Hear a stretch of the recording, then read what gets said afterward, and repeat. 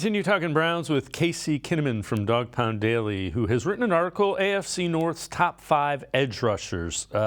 Fifth, Alex Highsmith from the Steelers. Fourth, Trey Hendrickson from the Cincinnati Bengals. Pretty good free agent sign a couple years ago. Third, Za'Darius Smith from the Browns. Second, TJ Watt of the Steelers. And number 1, Myles Garrett from the Browns. So, Casey, what you're saying is 2 out of 3 quarterbacks in the AFC North do not want to see the Browns' defensive line coming after them. Yeah, absolutely. It felt good to actually take a look at this and kind of categorize this. And it's list season. We're in a dead period. So it's a good time to step back and kind of take a look at not just your team, but your division and kind of assess things. And when you look at the edge rushers in the AFC North, man, that is scary. Those are 5 quality players. And Alex Highsmith's a new entry. He wasn't someone that we're too worried about until last season. And he had 14 and a half sacks. So the Steelers have done it again. They went and got a guy that fits their system and plugged him in, and he stepped up big in TJ Watt's absence. And if TJ is able to get healthy, you got a problem there. And Hendrickson, who admittedly I wasn't high on when he was a free agent. I thought he was going to be a kind of a flash in the pan. He's been a very solid addition to the Bengals.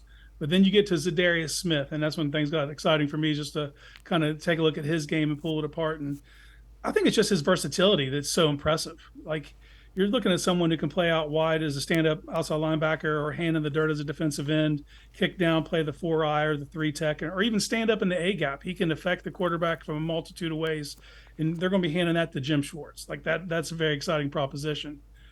And then you go to number 2, and as much as it pains me to say it, TJ Watt is a problem. You know, he's coming off a torn pec where he had single-digit sack season for the first time since he was a rookie, but it is hard for me to imagine that he won't get back to form. And it's not just because as an outside linebacker, he sees more clean looks at quarterbacks than a traditional 4-3 defensive end. But it's not just his ability to get to the quarterback; it's affect the passing lanes, bat passes down. He's a relentless player. Then you get to Myles, and Myles gives you the same production as far as sacks goes as the TJ Watt, but he does it while he's getting double teamed and at times, triple teamed and chip blocked. And he's the greatest math changer in the NFL. But what's been super frustrating is he's been doing this whole time, and even though he's changing the number game, no one else has been able to come free. It's not really presenting opportunities for other players. They're not able to take advantage of that. Well, the Browns went and got some players opposite of Myles. So when that happens, because he's still going to see double teams, best believe you me, when he lines up, opposing offensive coordinators got him circled, and he's going to see double teams, he's going to get chip blocked. But that's just going to open up opportunities for Za'Darius or Dalvin Tomlinson or Ogbo or even Alex Wright. There's a multitude of guys now, so it's a very impressive thing. And just like we were talking about Deshaun, Myles Garrett's only 27 years old. This is really just now starting, and we're talking about a guy who's had, he gets like 15, 16 sacks like clockwork.